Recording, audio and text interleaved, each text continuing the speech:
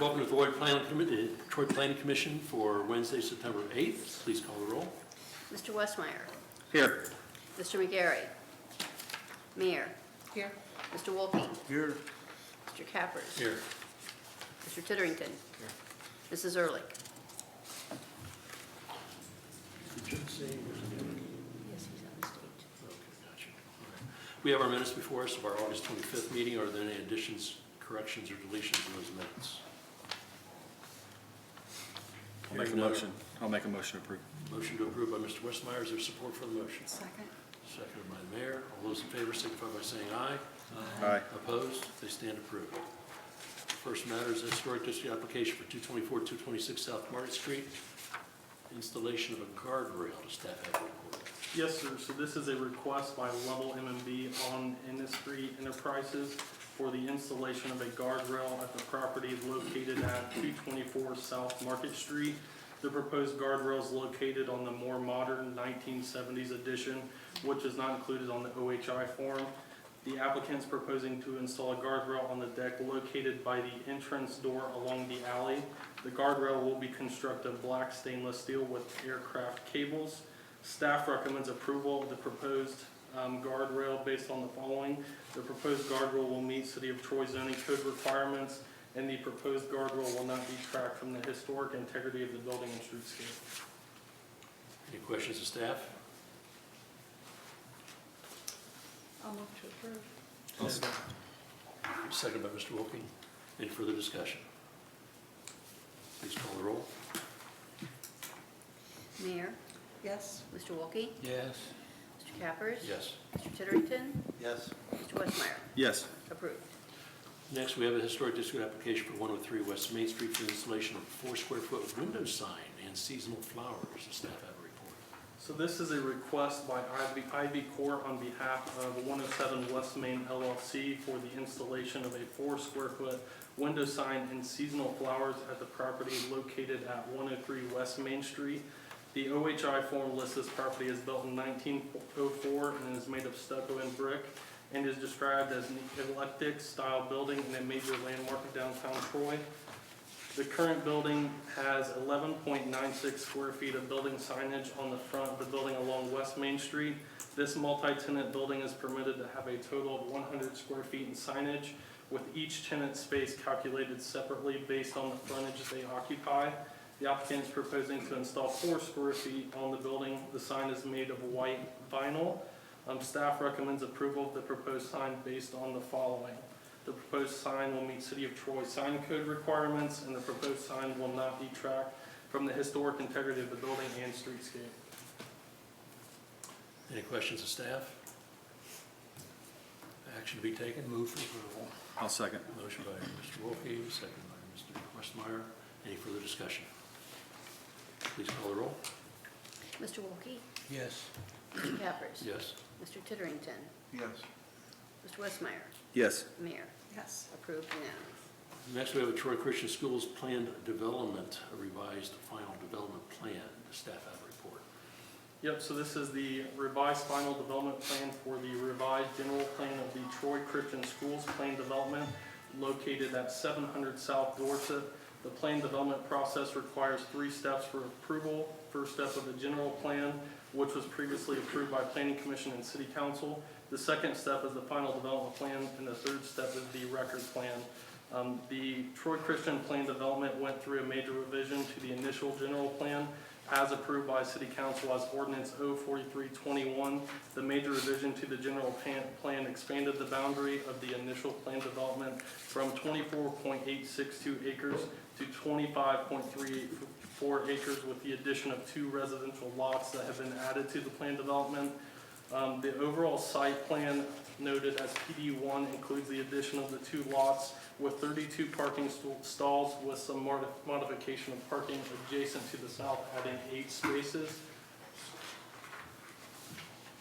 Staff is recommending that Planning Commission approve the revised final development plan as it is in accordance with the revised general plan. Any questions of staff? Move for approval. Motion to approve. Is there support for the motion? I'll Mr. second. Westmeyer. Any further discussion? Please call the roll. Mr. Cappers? Yes. Mr. Titterington? Yes. Mr. Westmeyer? Yes. Mayor? Yes. Mr. Wolke? Yes. Approved. Next, we have the final plat for Liberty Meadows, Section 1. Staff have a report. So this is, the applicant is seeking approval of the final plat, Liberty Meadows, Section 1. The development area encompasses 23.64 acres with 31 building lots and 4 drainage lots consisting of 7.326 acres. The zoning of Section 1 is R3B, single-family residential that requires a minimum lot area of 12,000 square feet.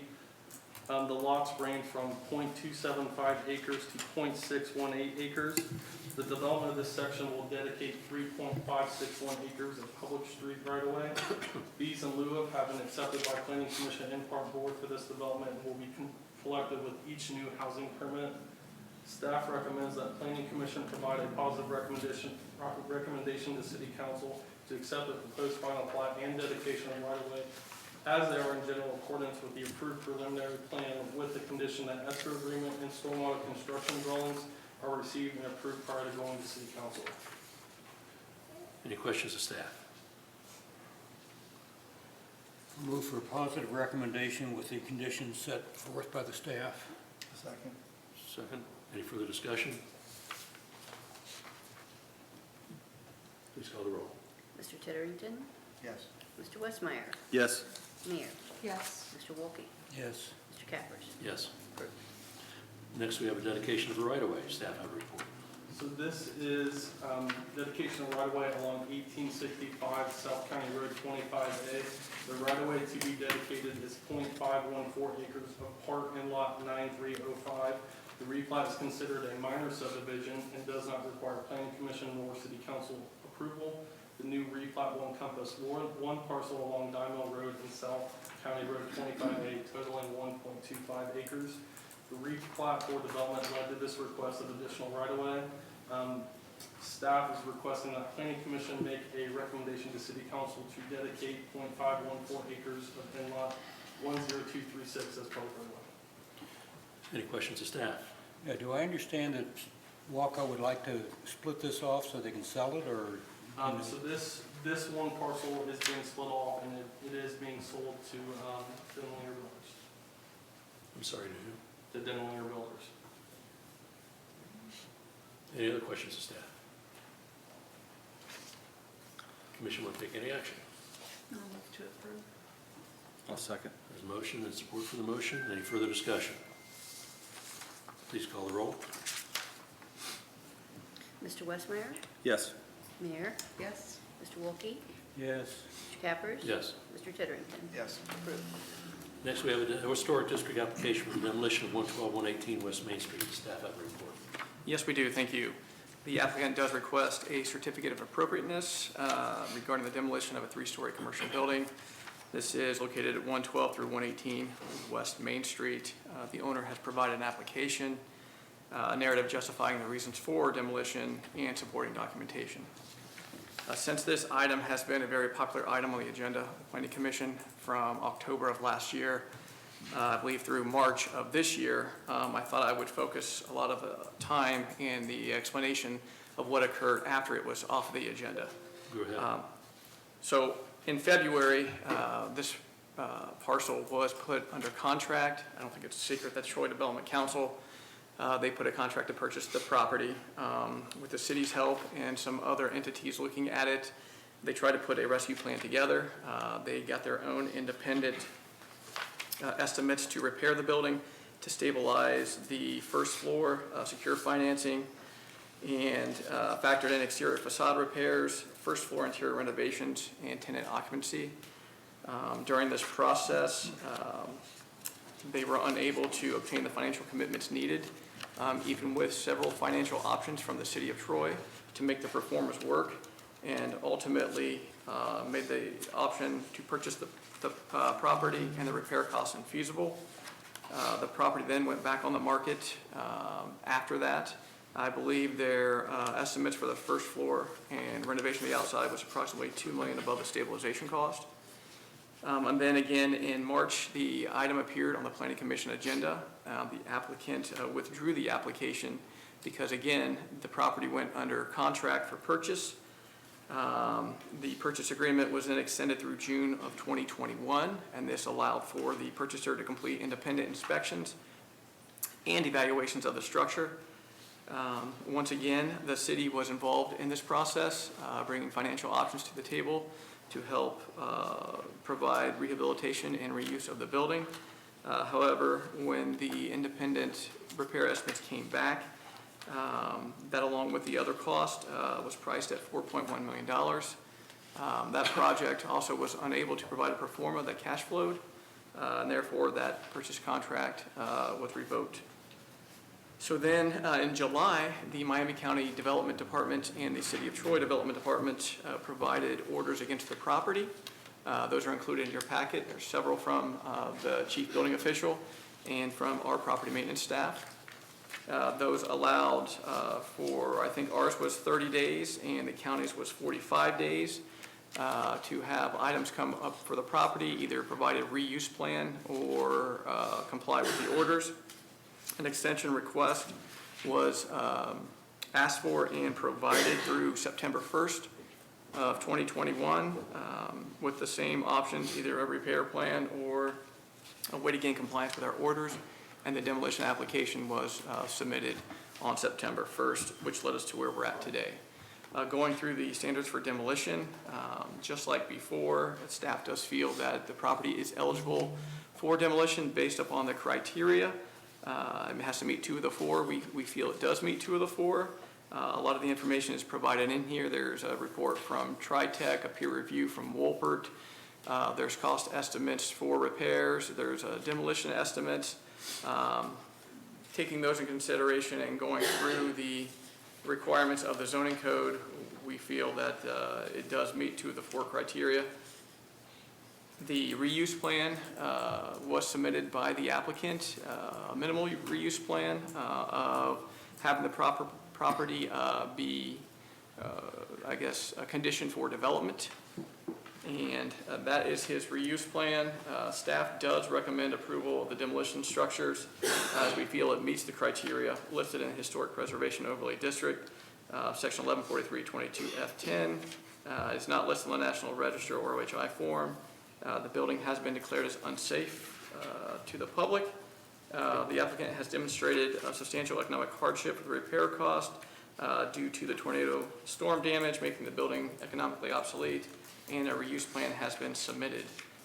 Based upon those, staff does see it should be eligible and be granted a demolition certificate of appropriateness. With that, I'll open it up for questions. Any questions of staff? Mr. Titterington? Can you explain why the staff gave them another 2 weeks when the deadline was towards the end of August?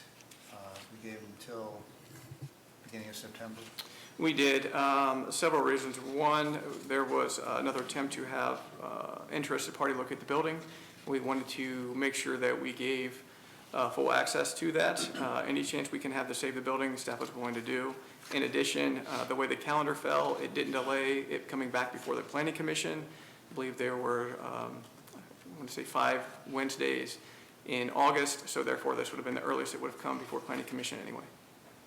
And the second question is hearing a lot of chatter about the fact that the fence has been up there for as long as it has been.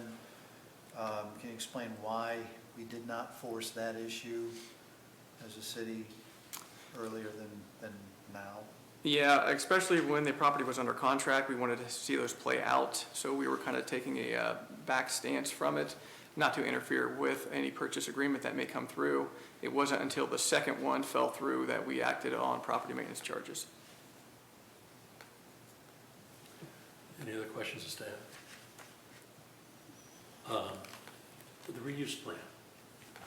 The plan that's submitted with this appears to be a non-use plan as opposed to a reuse plan. They're not doing anything. They're asking for the demolition of the building, and they're putting grass seed down. Correct. Right? That is correct, yes.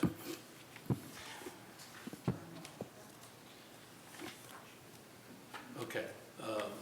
This has received a lot of discussion. We have received a number of emails in the past, and we have reviewed those past emails. I believe this deserves public comment. My suggestion, with Planning Commission's approval, is to go ahead and table this for this period of time, and at the next meeting then have those in favor speak on behalf of the petition, and the opposition also be given a time to speak, and then public comment as well. I would entertain your input as to if you want to do that, and number two, under what scenario you want it done. And I'll just throw out for suggestion that during the Zoom meeting that we were going to have concerning this issue, we laid out those in favor of having a period of time, and I think at that time it was like 3 minutes, to argue in favor of the proposition, and the opposition being given also the same amount of time.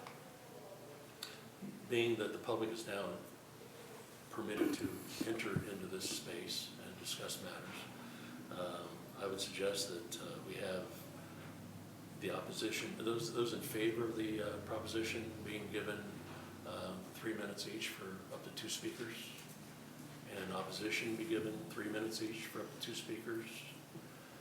But then anybody else who wanted to speak would be also given a period of time, as long as it doesn't fall within the fact that they're just reiterating something that's already been said. I don't want a whole lot of people coming up and saying, I'm in favor of it, or I'm not in favor of it. We've already heard that, okay? We don't need to be counting heads. So what do you think? Well, conceptually, I agree. I think in the previous recommendation that we were going to give each primary speaker 5 minutes and then 3 minutes for a secondary speaker. The problem is, I think at that point we had some indication as to if the opposition could not determine who would represent them, that we nominated some people who seemed obvious, but I don't see that this time. I've been contacted by members of the opposition. They seem to be, have coordinated some efforts. It would appear that there were a couple of named individuals, and I can have staff contact those people and make sure they're prepared for the next time around. So if you like that idea, we can do that and give both sides 5 minutes for a primary speaker, 3 minutes for a secondary speaker. Then what do you think about opening it up to further public comment for a couple of minutes? Again, conceptually, I like the idea. Yeah. Problem is, who's going to determine whether the comments are relevant and redundant? Well, as soon as I hear somebody's talking about, I'm not in favor of it because of the same thing that so-and-so said, I'm going to cut them off. I'm sorry. We've heard this before. You're just re-reciting the same facts or same opinions. We understand your feeling, but, it's already been said. Does that sound like a winner? I would support that structure. Okay. So, So what are we saying? Five, Five. 3, 5 for the and primary, then 2 for 3 for the secondary, And then 2 for and the, 2 for 2 minutes for, any and we'll public need- comment, Yeah. as long as it's not being a reiteration of what was already said. yes. Okay. May I have a motion to table this matter under that scenario, having it again at the next meeting? I'll make a motion on that, Mr. to table it Russell? and then to address it next meeting. Okay. support. And support by Mr. Titterton. Please call the roll.